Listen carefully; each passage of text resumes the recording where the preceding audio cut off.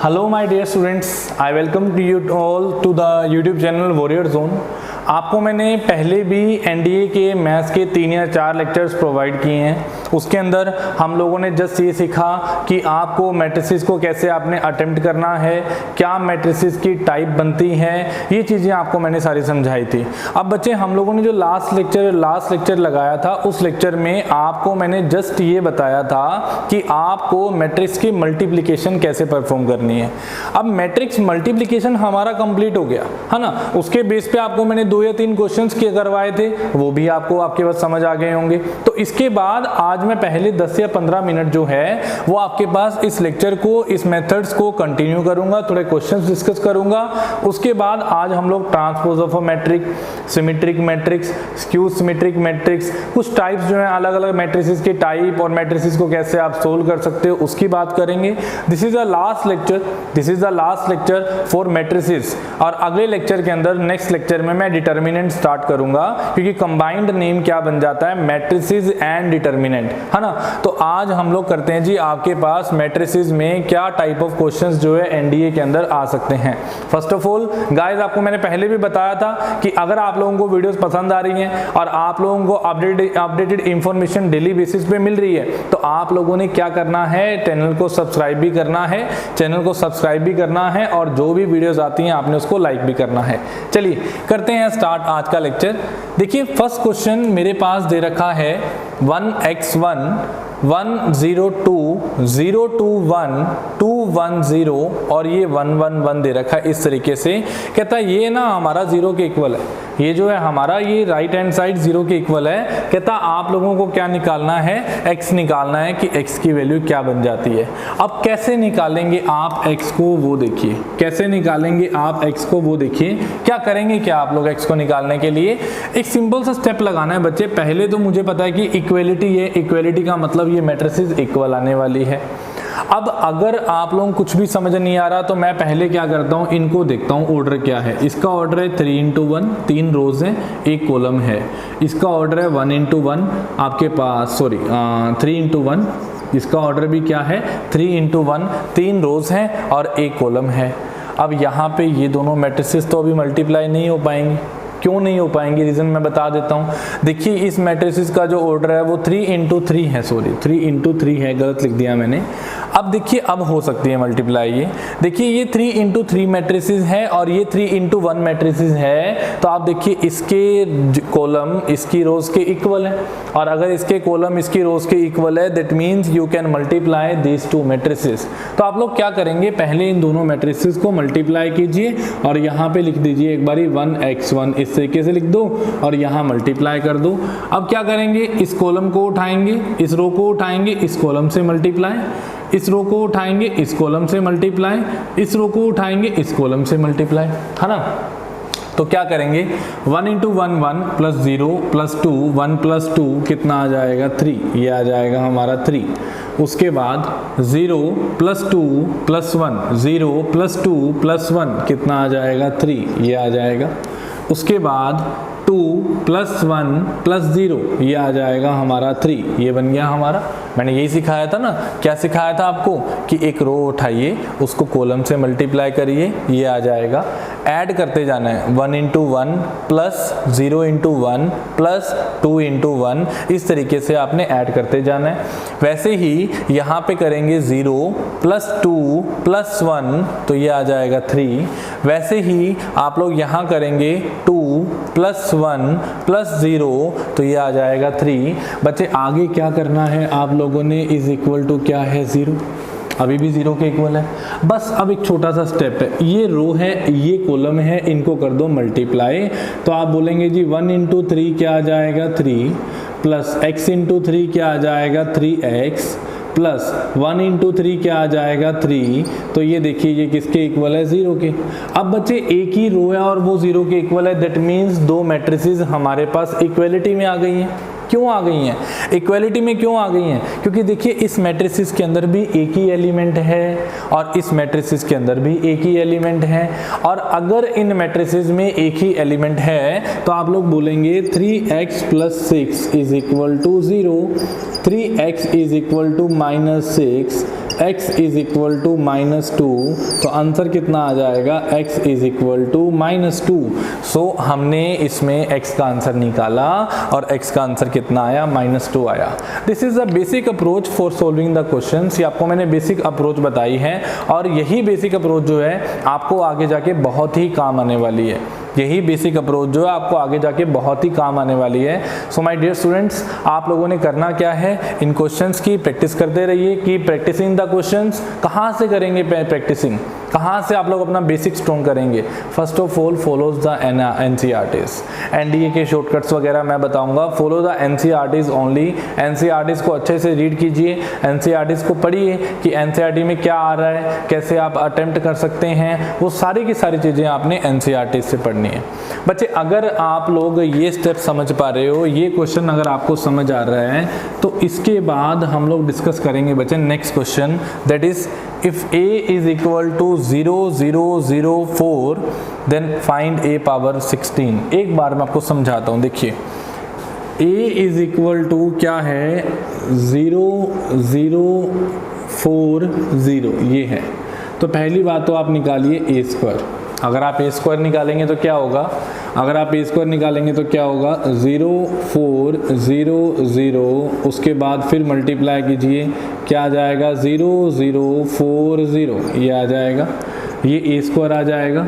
तो आप देखिए मल्टीप्लाई करेंगे तो इसको इससे करेंगे, इसको इससे करेंगे तो क्या आ जाएगा, 0, इसको इससे करेंगे तो भी क्या आएगा, 0, इसको अब इससे करेंगे तो ये 4 × 0 0 0 × 4 0, ये आ जाएगा।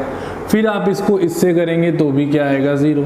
एक बात देखिए, अगर हमारा a स्क्वायर ही 0 आ गया, अगर हमारा a स्क्वायर ही 0 आ गया, सो बच्चे घबराने की बात ही नहीं है। अगर एक एलिमेंट एक नल मैट्रिसेस से आप किसी को भी मल्टीप्लाई कर दो, आंसर हमेशा क्या होगा, नल मैट्रिसेस ही होगा, नल मैट्रिसेस ही होगा।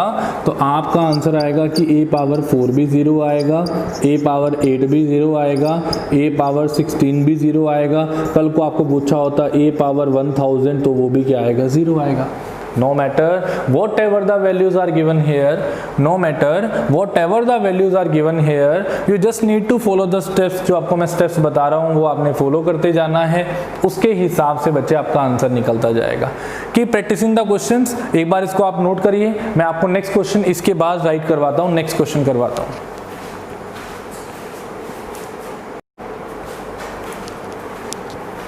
हाँ जी स्टूडेंट्स, अभी आप लोगों को मैंने क्या समझाया, आपको मैंने 2 क्वेश्चन करवाए मैट्रिक्स मल्टीप्लिकेशन के बेस के ऊपर। अब ये हमारा नेक्स्ट फर्दर स्टेप बनता है कि आपके पास ट्रांसपोज ऑफ मैट्रिक्स को आप लोग कैसे डिफाइन कर सकते हो। अब देखिए बच्चे, ट्रांसपोज ऑफ मैट्रिक्स एक्चुअल में है क्या। कहता आप लोग एक सिंपल सी लैंग्वेज, इसकी बुकिश लैंग्वेज को छोड़ दो, अगर आप रो को कॉलम में और कॉलम को रो में कन्वर्ट कर देते हो, अगर आप रो को कॉलम में और कॉलम को रो में कन्वर्ट कर देते हो, तो ऐसी मैट्रिसेस हमारे पास क्या बन जाती है, ट्रांसपोज ऑफ अ मैट्रिक्स बन जाती है। फॉर एग्जाम्पल देखिए, मैंने यहाँ पे यही बात लिखी, let A B A I J M into N matrix. एक A मैट्रिक्स है, A I J M into N matrix है, then the transpose of A, कहता ट्रांसपोज अगर आप A का निकालते हो, डिनोटेड बाय A ट्रांसपोज, और A transpose is N into M matrix. मतलब देखो उसने क्या किया, रोज थे कॉलम बना दिया, कॉलम थे रोज बना दिया, बस इतनी सी डेफिनेशन। अपनी लैंग्वेज में समझाता हूँ क्या बनता है। एग्जांपल लेता हूँ मैं, लेट अस सपोज एक नंबर ले लिया मैंने, यहाँ पे ऐसे लिख दिया, एक मैट्रिक्स है 3 2 1 4 5 6 1 4 एंड 8, ये सीरीज है, ठीक है। आपको बोला गया इसका ट्रांसपोज बताइए क्या बनता है। तो कैसे निकालेंगे इसका ट्रांसपोज, ये देखिए आप लोग क्या करिए, ये आपको मैट्रिसेस दे रखी है, आपने इसका ट्रांसपोज निकालना है, तो आप कॉलम को रोज में कन्वर्ट कर दो, क्या बन जाएगा 3 2 1 3 2 1, इस तरीके से आगे 4 5 6, इस तरीके से, मतलब जो खड़ा है उसको लिटा दो इस तरीके से, सिंपल सी बात है। आगे देखिए 1 4 8, ये देखिए। मतलब मैंने क्या किया बच्चे, इसके अंदर क्या अप्रोच क्या फॉलो करी मैंने एक छोटा सा स्टेप किया, मैंने कॉलम को रोज में कन्वर्ट कर दिया, मैंने कॉलम को रोज में कन्वर्ट कर दिया, पहली row, second row and this is the third row, this is the first row, column था रो में बना दिया, सेकंड कॉलम था रो बना दिया, थर्ड कॉलम था रो बना दिया, तो ये हमारे पास क्या बन जाता है, ट्रांसपोज बन जाता है। ट्रांसपोज का मतलब आपने कॉलम्स को किस में कन्वर्ट कर देना है, रोज में कन्वर्ट कर देना है। And this is all about the A transpose कि ए ट्रांसपोज क्या बनता है। बड़ी छोटी सी डेफिनेशन है और ये बहुत ही इंपॉर्टेंट डेफिनेशन है। मैं इसके बेस पे आपको एक आधा क्वेश्चन करवाऊंगा।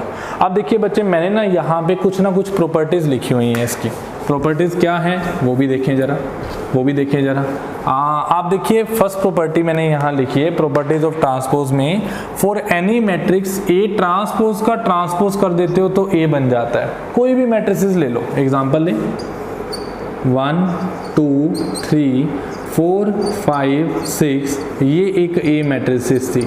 इसका अगर मैं ए ट्रांसपोज करता हूं तो क्या बन जाता है, 1 2 3 4 5 6, ये इसका ट्रांसपोज बन जाता है। आगे फिर मैं ए ट्रांसपोज का दोबारा ट्रांसपोज कर देता हूं तो क्या बन जाता है, 1 2 3 4 5 6, ये हमारा बन जाता है। तो आप देखिए पहले ए था, ए से किस पे आया, ए ट्रांसपोज पे आया, और जब ए ट्रांसपोज पे आया तो ट्रांसपोज पे दोबारा ट्रांसपोज किया, ए ट्रांसपोज का दोबारा ट्रांसपोज किया, तो ये बन गया 1 2 3 4 5 6, ये हमारा आंसर आ गया। This is all about the question. कैसे आप लोगों ने क्वेश्चन को अटेम्प्ट करना है, मैंने आप लोगों को वो चीज़ समझाई है। अगर बच्चे आपको ये चीज़ आपको समझ आ रही है तो देखिए ए ट्रांसपोज का ट्रांसपोज हमेशा क्या बनता है, A. This is the first property. मैं हर एक टाइप में प्रॉपर्टीज इसलिए करवाता हूँ क्योंकि देखिए आपको ना थ्योरम्स ज़्यादा याद होने चाहिए, प्रॉपर्टीज ज़्यादा पता होना चाहिए। जितनी प्रॉपर्टीज आपको पता होंगी ना, जब मैं लास्ट में चैप्टर के क्वेश्चंस करवा रहा हूँ, जो प्रीवियस ईयर क्वेश्चन होंगे, वहाँ पे आप देखना कितना बेनिफिट होगा, कितना आपके पास यूजफुल होगा ये रिजल्ट। अगला स्टेप देखिए, for any matrices A and B of the same order, कहते दो मैट्रिसेस ए और बी का सेम ऑर्डर है, कहता A plus B transpose is equal to A transpose plus B transpose. बिल्कुल सिंपल सी बात है। कहता भाई आप दो मैट्रिसेस का सम कर दो, उसका ट्रांसपोज कर दो, वो किसके इक्वल होगा, पहले ए का ट्रांसपोज प्लस बी का ट्रांसपोज इसके हमेशा इक्वल होगा। अब थर्ड प्रॉपर्टी क्या दे रखी है, कहता if A is a matrix and k is a scalar, A is a matrix and k is a scalar, then कहता जी हमारे पास ए प्लस बी का ट्रांसपोज जो होगा, ये गलत लिख दिया मैंने यहाँ पे, ये if A is a matrix and k is a scalar, तो आपको बोला गया लेट अस सपोज के इंटू ए आपके पास ट्रांसपोज की बात करेगी, के इंटू ए ट्रांसपोज की बात करी गई, तो आप लोग बोलेंगे जी के इंटू ए ट्रांसपोज किसके इक्वल होगा, के ए ट्रांसपोज। के इंटू ए ट्रांसपोज किसके इक्वल होगा, के ए ट्रांसपोज। ये हमारा यहाँ पे थर्ड डेफिनेशन बन जाएगी। वैसे ही बच्चे अगर मैं फोर्थ डेफिनेशन की बात करूँ, फोर्थ प्रॉपर्टी की बात करूँ, तो क्या दे रखा है इसके अंदर, कहता if A and B are two matrices such that A B is defined, कहता ए बी क्या है, डिफाइंड है।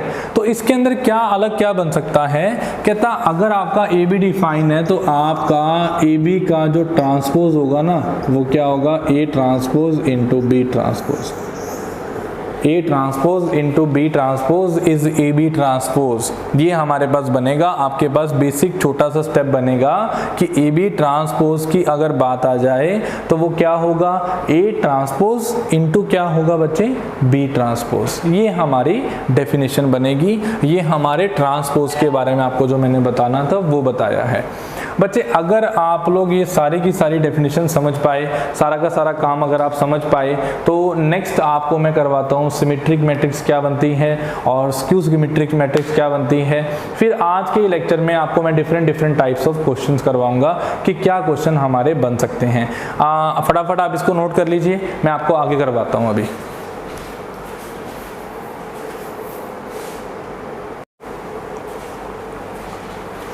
हाँ जी स्टूडेंट्स, अभी आपको मैंने क्या समझाया, ट्रांसपोज ऑफ मैट्रिक्स समझाया कि ट्रांसपोज ऑफ मैट्रिसेस क्या बनता है। अब इसके बाद मैं आपको एक छोटा सा वर्ड और इंट्रोड्यूस करने जा रहा हूँ। The word is symmetric and skew symmetric matrix. कहता है सिमेट्रिक और स्क्यू सिमेट्रिक मैट्रिक्स क्या बनता है, पहले तो ये देखिए। अभी आपको मैंने जस्ट ट्रांसपोज समझाया कि ट्रांसपोज ऑफ अ मैट्रिक्स क्या बनता है, उसी के बेस के ऊपर सिमेट्रिक और स्क्यू सिमेट्रिक मैट्रिक्स की डेफिनेशन बन जाती है। Student this is the last concept of matrices. इसके बाद जस्ट आपको मैं प्रैक्टिस के लिए क्वेश्चंस करवाऊंगा कि क्या क्या क्वेश्चन इसके लिए बन सकते हैं। मैंने ऑल पॉसिबल जो भी आपके पास टर्म्स हैं, जो भी सिमेट्रिक मैट्रिक्स में बन सकता है या जो भी स्क्यू सिमेट्रिक मैट्रिक्स में बन सकता है, मैंने वो सब कुछ यहाँ पे लिख दिया ताकि आपको एक एक चीज क्लियर हो जाए। अब है क्या सिमेट्रिक और स्क्यू सिमेट्रिक मैट्रिक्स? कहता है symmetric matrix is A is equal to A I J is called a square matrix if A I J is equal to A J I. इसका मतलब क्या था, अगर ए रोज कॉलम इक्वल हो जाए ए कॉलम रोज के। कॉलम रोज का मतलब तो क्या था, कॉलम रोज का मतलब क्या था, एक सिंपल सा मतलब था, आपने क्या कर दिया, ट्रांसपोज कर दिया। तो मैं एक सिंपल सी बात बोलना चाहता हूं कि जब आ जाए सिमेट्रिक मैट्रिक्स की बात, जब आ जाए सिमेट्रिक मैट्रिक्स की बात, तब आप लोग क्या करेंगे, आप लोग बोलेंगे सिमेट्रिक मैट्रिक्स के अंदर क्या होता है, हमारा ए ट्रांसपोज जो है वो ए के इक्वल होता है। हमारा जो ए ट्रांसपोज होता है वो हमेशा किसके इक्वल होता है, ए के इक्वल होता है। वैसे ही अगर मैं बात करूं आपसे स्क्यू सिमेट्रिक मैट्रिक्स की, तो स्क्यू सिमेट्रिक मैट्रिक्स में क्या होता है, कहता अगर आपका सिमेट्रिक मैट्रिक्स दे रखा है तो सिमेट्रिक मैट्रिक्स के अंदर ए ट्रांसपोज किसके इक्वल होगा, ए के इक्वल होगा। और अगर स्क्यू सिमेट्रिक मैट्रिक्स दे रखा है तो स्क्यू सिमेट्रिक मैट्रिक्स के अंदर ए ट्रांसपोज जो होगा वो माइनस ऑफ ए के इक्वल होगा। स्क्यू सिमेट्रिक मैट्रिक्स के अंदर ए ट्रांसपोज जो होगा वो माइनस ऑफ ए के इक्वल होगा। जैसे आप देखिए, तो हमने एक सिंपल सी बात पढ़ ली कि सिमेट्रिक के अंदर ए ट्रांसपोज ए के इक्वल होगा, स्क्यू सिमेट्रिक के अंदर ए ट्रांसपोज जो होगा वो माइनस ऑफ ए के इक्वल होगा। बच्चे अगर आप लोग ये बात समझ पा रहे हो तो नेक्स्ट स्टेप हमारा क्या बन जाता है, कहता the elements of the main diagonal of a skew symmetric matrix are always zero. कहता जो एलिमेंट्स मेन डायगोनल पे पड़े होते हैं ना स्क्यू सिमेट्रिक मैट्रिक्स के, वो हमेशा किसके इक्वल होते हैं, जीरो के। ये कंडीशन फुलफिल होनी चाहिए, कंडीशन याद रखना, ये दोनों मर्ज्ड कंडीशंस हैं। मतलब ये कंसेप्ट इतना मान के चलो आप लोग, ऐसे ये मर्ज है पूरा। भाई सिमेट्रिक मैट्रिक्स का तो कोई दिक्कत नहीं थी, ए ट्रांसपोज किसके इक्वल था, ए के इक्वल था। और स्क्यू सिमेट्रिक मैट्रिक्स के अंदर थोड़ी प्रॉब्लम है। क्या प्रॉब्लम है कि पहली बात तो ए ट्रांसपोज जो होगा वो माइनस ऑफ ए के इक्वल होगा, फर्स्ट कंडीशन। सेकंड कंडीशन क्या बन जाती है कि जो मेन डायगोनल है स्क्यू सिमेट्रिक मैट्रिक्स का वो हमेशा क्या होगा, जीरो होगा, वो हमेशा क्या होगा, जीरो होगा। तो मतलब whatever the matrices is given if the main diagonal elements are zero and A transpose अगर हमारा ए ट्रांसपोज जो है वो हमारा माइनस ऑफ ए के इक्वल आ जाए, तो वो जो मैट्रिसेस है वो क्या बनेगी, हमारी स्क्यू सिमेट्रिक मैट्रिक्स बनेगी। बच्चे अगर आप ये और ये डेफिनेशन समझ पा रहे हो तो नेक्स्ट स्टेप क्या बन जाता है वो देखिए। मैंने कुछ प्रॉपर्टीज लिखी हैं, वो प्रॉपर्टीज आपको पता होनी चाहिए। क्या है properties, let A be a square matrix then A plus A transpose is always equal to symmetric matrix. कहता ए और ए ट्रांसपोज को अगर आप प्लस कर देते हो, बीच में प्लस का साइन है, तो वो क्या होगा, सिमेट्रिक मैट्रिक्स होगा। वैसे ही अगर ए माइनस ए ट्रांसपोज दे रखा है तो वो कौन सी मैट्रिक्स होगी, स्क्यू सिमेट्रिक मैट्रिक्स। रीजन मैं आपको बता देता हूँ क्यों हुआ ऐसा। लेट अस सपोज एक मैट्रिक्स मैंने उठा ली ए, आप सपोज कर लीजिए मैंने एक मैट्रिक्स उठा ली ए, मैं स्पेस को यहाँ पे यूटिलाइज करता हूँ, आपको मैंने डेफिनेशन समझा ही दी है, तो देखिए स्पेस को हम लोग यूटिलाइज करेंगे। अभी देखिए क्या बन सकता है इसके अंदर।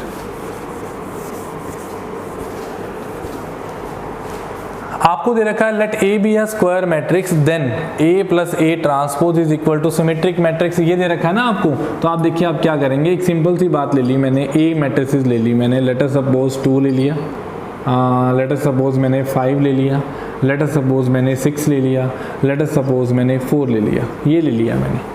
अब कल को मान लीजिए मैं आपको बोलूं कि ए ट्रांसपोज था ये वाला, ए आपके पास ये था, आपने किया ए ट्रांसपोज, तो आप लोग क्या बोलोगे, ए ट्रांसपोज का मतलब आ जाएगा 2 5 6 4, ये बन जाएगा। ए ट्रांसपोज क्या बन जाएगा, 2 5 6 4, ये बन जाएगा ए ट्रांसपोज, और ये बन जाएगा हमारा ए, ये बन जाएगा। अब इसका मतलब ये बन जाता है, इसका मतलब ये बन जाता है, समझने वाली बात है कि अगर मैं ए और ए ट्रांसपोज को ऐड करूंगा तो दोनों पॉजिटिव हैं, दोनों पॉजिटिव है तो मतलब क्या आएगी, वो सिमेट्रिक मैट्रिक्स ही आएगी, ऑब्वियस सी बात है। कल को ए ट्रांसपोज नेगेटिव में आता होता तो आप लोग क्या बोलते, आप लोग बोलते जी सर ए ट्रांसपोज नेगेटिव में आ रहा है, अगर आप उसको ऐड करोगे तो ए प्लस माइनस ए ट्रांसपोज जो आएगा वो हमारा क्या आएगा, ऑब्वियस सी बात है स्क्यू सिमेट्रिक आएगा। So always remember that students, always remember that A plus A transpose is always equal to symmetric matrix and A minus A transpose is always equal to skew symmetric matrix, ये इसके equal होता है। बच्चे अगर आप ये बात समझ पाए, ये सारा कंसेप्ट आपको समझ आया, तो देखिए अगला स्टेप क्या दे रखा है, कहता all positive integral powers of symmetric matrix are always symmetrics. क्या मतलब है इसका, कहता पॉजिटिव इंटीग्रल पावर होनी चाहिए। अब पॉजिटिव इंटीग्रल पावर क्या होता है, लेट अस सपोज मैं कोई भी पावर कर दूं, मैं 2 का स्क्वायर कर दूं, मैं एक आपके पास 2 का क्यूब कर दूं। एक बात देखो, मैंने किया क्या, पॉजिटिव पावर करी, मैंने किया क्या, पॉजिटिव पावर करी। तो अगर मैंने पॉजिटिव पावर करी तो सोचो जरा, स्क्वायर कर दूं, क्यूब कर दूं, सिमेट्रिक मैट्रिक्स है, पॉजिटिव नंबर तो हमेशा क्या रहेगा, पॉजिटिव रहेगा। ये कब चेंज होता, जब यहाँ पे होता -2, यहाँ होता -2, यहाँ होता -6, यहाँ होता -5, यहाँ होता -4। अब बच्चे अगर आप स्क्वायर करोगे तो प्लस खत्म, माइनस खत्म हो जाएगा, क्यूब करोगे तो माइनस रहेगा। आपको पता है ना कि -1 का अगर मैं स्क्वायर करता हूं तो वो क्या होता है, +1 होता है। -1 का अगर मैं क्यूब करता हूं तो वो क्या होता है, मेरा -1 होता है। नेगेटिव नंबर ओड पावर में अंदर जाकर बाहर हमेशा नेगेटिव ही आता है। नेगेटिव नंबर इवन पावर में आपके पास जाकर बाहर हमेशा क्या आता है, पॉजिटिव आता है। यही पता है आप सबको। अगर आप सबको इसकी नॉलेज है तो आप देखिए यही तो चीज यहाँ है, all positive integral power of symmetric matrix are always symmetric। कहता all positive powers of symmetric matrix are always क्या होगा, symmetric। इसका मतलब क्या बन जाता है कि पॉजिटिव नंबर की जितनी मर्जी पावर कर लो वो हमेशा पॉजिटिव रहेगा। पॉजिटिव रहेगा तो मतलब वो a प्लस ए ट्रांसपोज बनेगा, और अगर वो a प्लस ए ट्रांसपोज बनेगा तो वो सिमेट्रिक मैट्रिक्स होगी। और अगर आप आते हो दूसरे वाले पे, so all odd integral powers of skew symmetric matrix, all odd integral power of skew symmetric matrix are always skew symmetrics and all even powers are always symmetrics। ये बात क्यों लिखी, मैंने आपको अभी रीजन बताया कि ओड में जाता है नेगेटिव तो बाहर नेगेटिव ही आता है, नेगेटिव आता है तो मतलब स्क्यू सिमेट्रिक है, नेगेटिव आता है मतलब क्या है, स्क्यू सिमेट्रिक है ना, ये है। और वैसे ही अगर नेगेटिव पॉजिटिव आ जाता है, नेगेटिव पॉजिटिव में कन्वर्ट हो जाता है तो वो क्या बन जाता है, सिमेट्रिक बन जाता है। I hope all of you understand, सबको समझ आ रही है बात। क्योंकि भाई देखो सिमेट्रिक पॉजिटिव होता है, स्क्यू सिमेट्रिक नेगेटिव होता है।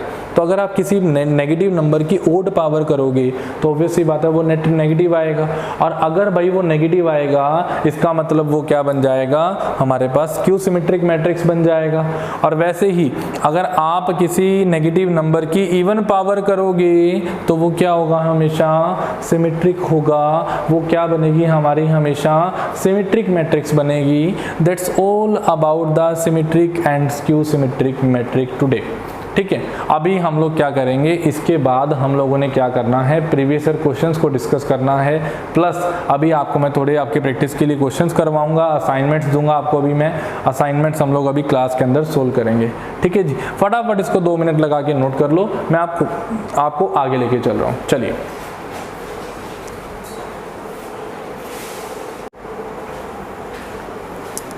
हाँ जी स्टूडेंट्स, ये हमारे पास कुछ ऑब्जेक्टिव टाइप क्वेश्चंस हैं। आपको मैं आज की क्लास में ऑब्जेक्टिव टाइप क्वेश्चन ही करवाऊंगा लगातार, ताकि आप लोगों को समझ आए कि किस तरीके के क्वेश्चंस जो है हमारे पास बन सकते हैं। अब देखिए, ये आपके सामने मैंने कुछ क्वेश्चन लिखे हैं। जैसे मान लीजिए फर्स्ट क्वेश्चन जो दे रखा है, if a is equal to 1 0 0 0 1 0 a b -1 then a square is equal to, a square किसके इक्वल होगा आपने ये बताना है। पहले तो देखते हैं इस क्वेश्चन को बिल्कुल बेसिक तरीके से। कुछ भी नहीं दे रखा हमें बच्चे, हमें सिर्फ ये दे रखा है भाई a is equal to 1 0 0 0 1 0 a b -1 ये दे रखा है। अगर आपको ये a दे रखा है तो आप देखिए, अगर मैं a स्क्वायर निकालूं तो क्या आ जाएगा, 1 0 a 0 1 b 0 0 -1 इंटू में ये फिर से a लिया मैंने, क्योंकि a का स्क्वायर निकालना है तो फिर लेना पड़ेगा 1 0 a 0 1 b 0 0 -1 ये लिया बच्चे मैंने। अब क्या होगा, इसको आपने मल्टीप्लाई करना है 2 मिनट लगा के फटाफट मल्टीप्लाई करके मुझे आप आंसर बताइए क्या इसका आंसर बन सकता है। मैं आपका वेट कर रहा हूँ 2 मिनट आपके पास।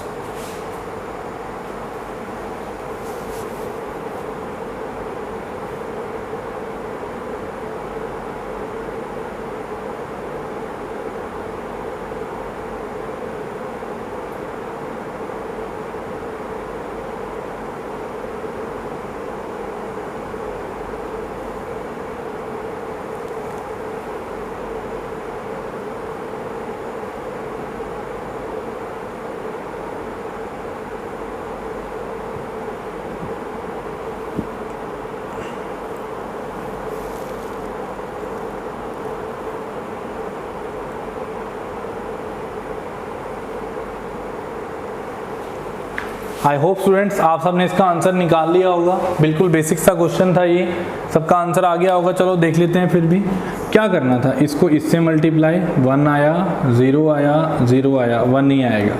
इसको इससे मल्टीप्लाई 0 आया 0 आया 0 आया तो ये 0 ही आएगा। इसको इससे मल्टीप्लाई तो ये 0 आया फिर 0 आया फिर 0 आया 0 ही आएगा। पहली बात तो ये, बस यहीं पे क्वेश्चन खत्म हो गया। आई थिंक मैंने पहले भी ये क्वेश्चन करवा दिया, मैंने रिपीट कर दिया गलती से क्वेश्चन, यहाँ पे खत्म हो चुका है क्वेश्चन। क्या है क्या, आप देखिए यूनिट मैट्रिक्स तो हो नहीं सकता। क्यों नहीं हो सकता, क्योंकि हमें पता है कि डायगोनल एलिमेंट सारे के सारे एलिमेंट्स जो होंगे वो 1 होंगे, तो ये तो गलत है। अगला स्टेप देखिए, ये -a भी नहीं हो सकता। -a क्यों नहीं, क्योंकि a -1 होता है, यहाँ पे -1 होता तो यहाँ -1 आना चाहिए था अगर -a आता तो, ये भी गलत है। नल मैट्रिक्स वैसे ही नहीं हो सकता। नल क्यों नहीं हो सकता, क्योंकि हमें पता है नल इस तरीके से, नल इस वजह से नहीं हो सकता क्योंकि नल मैट्रिक्स के अंदर सारे के सारे एलिमेंट क्या आते हैं, 0 आते हैं। नल मैट्रिक्स भी नहीं हो सकता। So the only option left with us is A option, that means sorry D option, that is the right answer. The answer is A matrices, A हमारा आंसर आएगा, ए ही बनेगा, ये दोबारा से ए ही बनेगा, ये हमारा आंसर आया। अब बच्चे अगर आप ये क्वेश्चन समझ पाए तो मैंने सेकंड क्वेश्चन लिखा हुआ है और आई थिंक मैंने ये क्वेश्चन भी करवा दिया था, तो मैं ज़्यादा रिपीट नहीं करूँगा। फटाफट बस इस क्वेश्चन कंप्लीट करते हैं और आगे फिर क्वेश्चन डिस्कस करेंगे और आगे क्वेश्चन लेके चलेंगे। अगला क्वेश्चन क्या बन जाता है, A B is equal to A, B A is equal to B, where A and B are square matrices, then ये आपको ऑप्शन दे रखी है। मैं कोई एक प्रूव करके दिखा देता हूँ आपको A B is equal to A दे रखा है और B A is equal to B दे रखा है। बच्चे अगर आपको A B is equal to A दे रखा है और B A is equal to B दे रखा है तो आप क्या करेंगे आप लोग देखिए, A B is equal to A and B A is equal to B ये दे रखा है आपको, तो क्या करना है आप लोगों ने, एक सिंपल सा स्टेप बनेगा, A B is equal to A, B A is equal to B.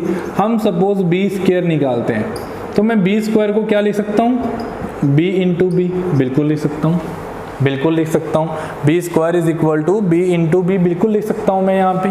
और अगर देखा जाए तो b को मैं क्या बोल सकता हूँ, बी इंटू बी ए, ये बोल सकता हूँ ना मैं, b इंटू बी ए। बी को मैंने क्या लिख दिया, बी ए लिख दिया, ये यहाँ लिख दिया।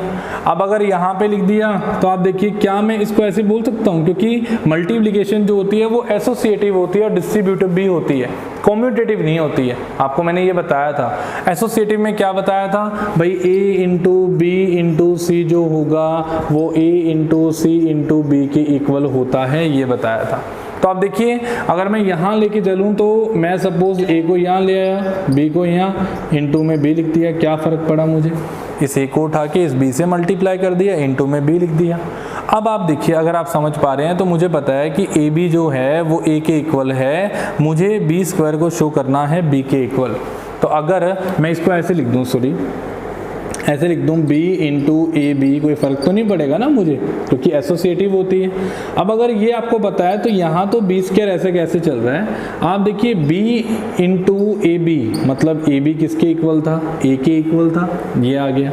अब अगर ए बी ए के इक्वल था तो दोबारा बी ए किसके इक्वल होगा, बी के इक्वल होगा। सो बी स्क्वायर किसके इक्वल आ जाएगा बच्चे, बी के इक्वल आ जाएगा। सो बी स्क्वायर किसके इक्वल आ जाएगा, बी के इक्वल आ जाएगा। तो याद रखना, जब भी आपको सिचुएशन ऐसे दी हो तो आपने याद रखना है कि इस केस में ए स्क्वायर जो है ए के इक्वल होगा और बी स्क्वायर जो है बी के इक्वल होगा। ये चीज़ आपको याद रखनी है। तो अगर देखा जाए तो किस में आ रहा है ये, आप बोलेंगे B square is equal to B and A square is equal to A. This is the first option. First option is our answer. हमारा जो आंसर बनेगा वो पहले वाली ऑप्शन बनेगी। The first option is our answer. अगर आप लोगों को ये बात समझ आ रही है तो आप देखिए, मैंने यहाँ पे एक थर्ड क्वेश्चन भी लिखा है, वो भी देख लेते हैं क्या क्वेश्चन है। देखिए इसमें आपको दे रखा है कि a जो है ना वो हमारा a0 0 0 a0 0 0 a ये दे रखा है और आपको पूछ रहा है a पावर n किसके इक्वल आएगा। वैसे तो आपको मैं बताता हूँ थ्योरेटिकली ये थ्योरम आपने याद रखनी है, आपको एनडीए में बहुत बेनिफिट होगा इस थ्योरम को याद रखने का। फिलहाल के लिए एक बार आपको मैं सोल्व करवाता हूँ कैसे आप इस क्वेश्चन को सोल्व कर सकते हो। क्या करेंगे आप लोग ना पहले अगर ए स्क्वायर निकालेंगे तो आप क्या करेंगे जी, a 0 0 0 a 0 0 0 a ये आ जाएगा।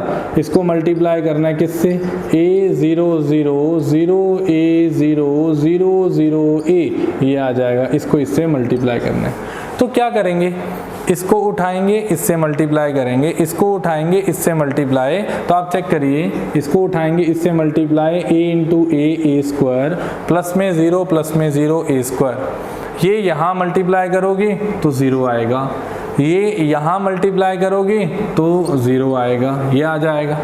ये अगर यहाँ मल्टीप्लाई करोगे बच्चे तो देखो 0 आएगा। ये अगर यहाँ मल्टीप्लाई करोगे तो 0 into 0 0 a into A square plus 0 क्या आ जाएगा, a square then 0 then 0 then 0 then a square. बस रुक जाओ, इससे आगे नहीं करना, रुक जाओ, थम जाओ, यहीं पे रुक जाओ, इससे आगे नहीं जाना, कोई भागना नहीं हम लोगों ने। इनडायरेक्टली आप लोग चले हुए बस पेपर क्लियर करना है फटाफट और प्रैक्टिकली चीज़ों को नहीं देख रहे हो, अप्रोच नहीं फॉलो कर रहे हो, स्मार्ट वर्क नहीं कर रहे हो तो कोई बेनिफिट नहीं होने वाला। रुक जाओ, दिमाग लगाओ थोड़ा। क्या ए तो ये दे रखा था, ए स्क्वायर ये रहा, ए स्क्वायर ये रहा, तो ए की पावर 2 हो गया, ए की पावर 2 हो गया, ए की पावर 2 हो गया। तो मतलब क्यूब निकालूंगा तो क्या होगा, ए का क्यूब ए का क्यूब ए का क्यूब। और अगर ए पावर n निकालूंगा सो आंसर क्या आ जाएगा हमारा, आप बोलोगे ए पावर n 0 0 0 ए पावर n 0 0 0 ए पावर n। बात खत्म, इस क्वेश्चन का आंसर आ गया हमारा। बिल्कुल हलवा क्वेश्चन था, बिल्कुल बेसिक सा क्वेश्चन था। ये क्या था, मैंने क्या किया, ये था a पावर n निकालना था तो जस्ट बेसिक सा स्टेप लगाया, स्क्वायर करता हूं तो ये आता है, क्यूब करूंगा तो फिर a क्यूब आएगा, पावर 4 करूंगा तो a पावर 4 आएगा। तो मैं अगर a पावर n करता हूं, n मल्टीप्लाई चलता हूं तो आप देखिए क्या आएगा, a power n a power n a power n, बाकी क्या आएगा हमारा same as it is answer आएगा। So this is the question. ये जो क्वेश्चन है हमारा प्रीवियस क्वेश्चन उठाया था मैंने, प्लस ये क्वेश्चन मेरे को लगता है कि ऑब्जेक्टिव पॉइंट ऑफ व्यू से एनडीए डाल सकता है इस क्वेश्चन को, आगे भी ऐसे क्वेश्चन पूछ सकता है आप लोगों से। तो इनकी प्रैक्टिस आपने इस तरीके से ही करनी है, ठीक है जी। बाकी आपको मैं अभी नेक्स्ट करवाता हूँ, फटाफट इसका सोल्यूशन जो है नोट कर लीजिए, कॉपी पे उतार लीजिए।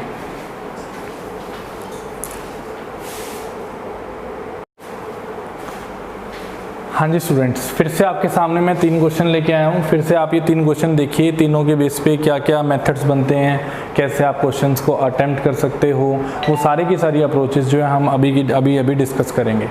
अब देखिए फर्स्ट क्वेश्चन क्या लिखा हुआ है मेरे सामने, जस्ट ऑब्जेक्टिव क्वेश्चन और बहुत ही सिंपल सा क्वेश्चन है, ये बहुत ही सिंपल सा क्वेश्चन है, ध्यान से देखना। A is equal to this matrices and B is equal to this matrices, it is given that। आपको बोला गया then AB is equal to whatever the answer is, AB की वैल्यू क्या बनेगी। मैं ना सिर्फ और सिर्फ इनको मल्टीप्लाई करके देखता हूँ, थोड़ा सा एक वैल्यू निकाल के देखूंगा, जस्ट उसके बेस पे आंसर आ जाएगा। आप देखिए अगर मैं इस क्वेश्चन को अटेम्प्ट करूँ तो मैं क्या करूँगा, इन दोनों को मल्टीप्लाई। तो अगर मैं इन दोनों को बच्चे मल्टीप्लाई करता हूँ तो बताइए ए बी अगर मल्टीप्लाई होगा तो ये रो इस कॉलम से मल्टीप्लाई होगी n into A1 plus 0 that means ये क्या आ जाएगा n इंटू A1 ये आ जाएगा। अगर इसको मैं इससे मल्टीप्लाई करूं तो आप देखिए क्या बन जाएगा, n इंटू ए टू प्लस ज़ीरो, तो ये बन जाएगा NA2, यही बनेगा। वैसे ही अगर मैं इसको इससे मल्टीप्लाई करता हूँ सो n इंटू A3 प्लस का ज़ीरो, सो ये आ जाएगा n इंटू A3, ये बन जाएगा। तो बच्चे देखिए, मैं अगर इस क्वेश्चन को देखूं तो मैं समझ चुका हूं क्या हो रहा है इसके अंदर। सारी की सारी टर्म्स n से मल्टीप्लाई हो रही हैं। अगर n से मल्टीप्लाई हो रही हैं तो मतलब आगे भी ऑब्वियस सी बात है, क्या आएगा NB1, फिर क्या आएगा NB2, फिर क्या आएगा NB3, फिर क्या आएगा NC1, फिर क्या आएगा NC2, फिर क्या आएगा NC3। बस बात खत्म। NA1, NA2, NA3, NB1, NB2, NB3, NC1, NC2, NC3, ये आ जाएगा। और बच्चे अगर आप अब समझ पा रहे हो तो आपको समझ आ ही गया कि अगर मैं इसमें से n कॉमन निकालूं तो अंदर क्या बचेगा, A1, A2, A3, B1, B2, B3 and then C1, C2, C3। आपको पता है कि ये क्या है, पूरी मैट्रिसेस है ये A। अगर पूरी मैट्रिसेस B है ये मैट्रिसेस, तो ये B मैट्रिसेस पड़ी है, यहाँ पे n आगे आ गया, सो the answer is n into B here. So the answer is n into B here. It's a smart work. हम लोग ये सोचते हैं कि भाई एडवांस मैथ्स होगा, ऑब्जेक्टिव टाइप क्वेश्चन पेपर आएगा तो बहुत ही लेंथी जाने वाला है, ऐसा कुछ नहीं है। जस्ट एक बेसिक कंसेप्ट चेक कर रहा है वो आपका कि आपको नॉलेज कितनी का है, आप कितना बेसिक मैथ्स जो है जानते हो। अभी आपको मैं IIT लेवल पे तो लेके जा नहीं रहा हूँ, मैं आपको अगर उस लेवल पे लेके जाऊंगा ऑब्वियस सी बात है उसमें तो क्वेश्चन भी अच्छे लेवल के बनेंगे, कुछ अच्छी चीज़ें आपको सोचनी भी पड़ेंगी उसके अंदर। बट यहाँ पे अभी के लिए हाल फिलहाल जो NDA की बात हो रही है, NDA के लिए मैं जो करवा रहा हूँ वो इम्पोर्टेंट है और वही आपके पास एग्जाम ओरिएंटेड भी है। ठीक है, चलिए आगे लेके चलता हूँ आपको मैं। नेक्स्ट क्वेश्चन करते हैं हम लोग, नेक्स्ट क्वेश्चन करते हैं। इसके बाद ये क्वेश्चन अब कर देंगे, यहाँ से स्पेस को यूटिलाइज कर लेंगे हम लोग। नेक्स्ट क्वेश्चन क्या बन जाता है बच्चे, आपको दे रखा है if A is equal to this matrices and B is equal to this matrices and then AB is equal to I3 का मतलब क्या होता है, ये 3 इंटू 3 की स्क्वायर मैट्रिक्स बनती है। अच्छा एक बात आपको मैं बतानी भूल गया, आपको मैंने सिमेट्रिक भी समझा दिया और स्क्यू सिमेट्रिक भी समझा दिया। A ट्रांसपोज A के इक्वल है ये बताया था, A transpose minus of A के इक्वल है ये बताया था। बट बच्चे एक बात और याद रखना, सिमेट्रिक हो चाहे स्क्यू सिमेट्रिक मैट्रिक्स हो, मैट्रिक्स हमेशा क्या होनी चाहिए, स्क्वायर मैट्रिक्स होनी चाहिए। स्क्वायर मतलब उसका I और J मतलब उसकी रोज और कॉलम क्या है, इक्वल होनी चाहिए। ये चीज़ मैं वहाँ पे बतानी भूल गया हूँ, मुझे करवाते करवाते याद आई है। अब देखिए इसमें क्या दे रखा है, ये A और B मल्टीप्लीकेशन में है। पहली बात तो A B को मल्टीप्लाई करें, बाकी बात बाद में करेंगे एक बारी। इसको भाई इससे मल्टीप्लाई करेंगे तो 1 आएगा, 0 आएगा, 0 आएगा, सो दिस इज 1 हियर। अब इसको अगर इससे करेंगे तो आप देखिए क्या होगा, माइनस का 2 आएगा, प्लस का 1 आएगा, प्लस का 0 आएगा, -2 + 1 सॉरी माइनस का 4, मैंने क्या कर दिया, इसको इससे मल्टीप्लाई करना था। 1 इंटू -2 2 इंटू 1 2, सो -2 + 2 क्या आ जाएगा 0, प्लस क्या आ जाएगा हमारा x इंटू 0 0, ये आ जाएगा। अगली बार इसको इससे मल्टीप्लाई करोगे तो y आ जाएगा, प्लस में 0 आ जाएगा, प्लस में x आ जाएगा, सो यहाँ पे आ जाएगा y + x, ये बन जाएगा।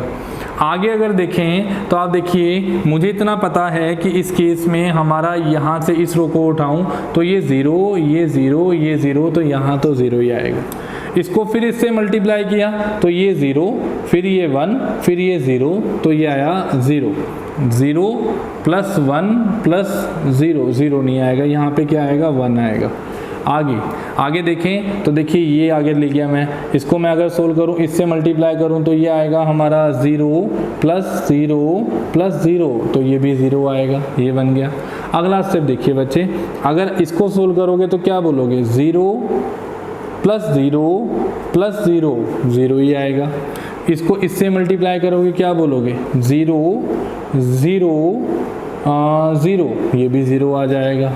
और इसको इससे मल्टीप्लाई करोगे तो क्या होगा, 0 ये आ जाएगा 0 और ये आ जाएगा हमारा 1, तो ये आ जाएगा 1। दिस इज द फाइनल आप देखिए सॉल्यूशन है हमारे पास। अब देखिए ये आपको बोल रखा है I3 के इक्वल है। आपको मैंने बताया था कि आइडेंटिटी और यूनिट मैट्रिक्स, आइडेंटिटी और यूनिट मैट्रिक्स एक ऐसी मैट्रिसेस होती है जिसके डायगोनल की वैल्यूज जो होती है वो 1 होती हैं and rest of the values are 0।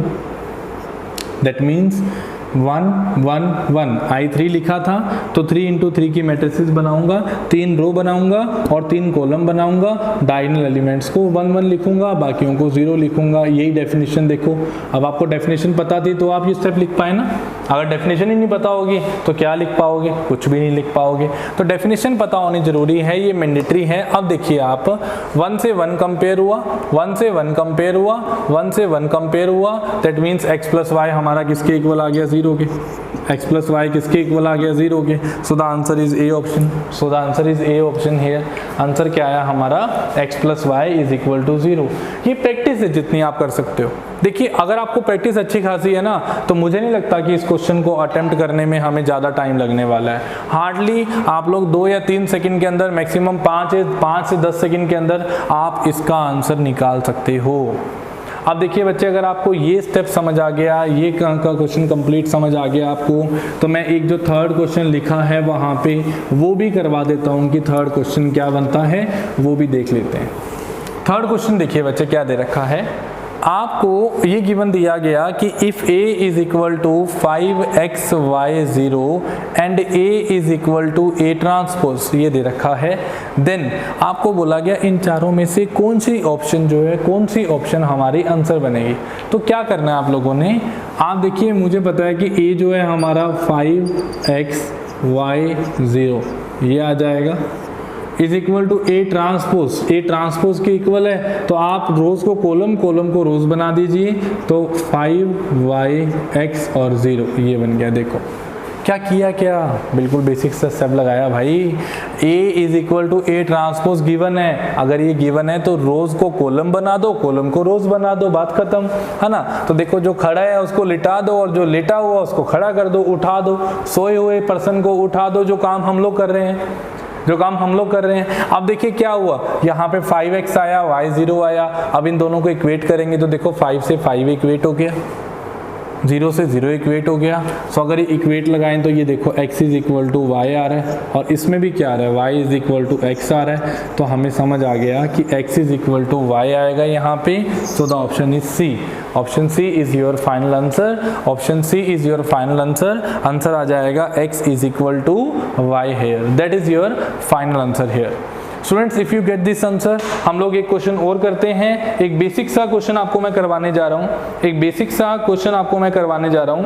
देखते हैं क्वेश्चन में क्या बन सकता है। 1 मिनट आप इसको नोट कर लिए, आपको मैं 2-3 क्वेश्चन और करवाता हूँ स्पेशली।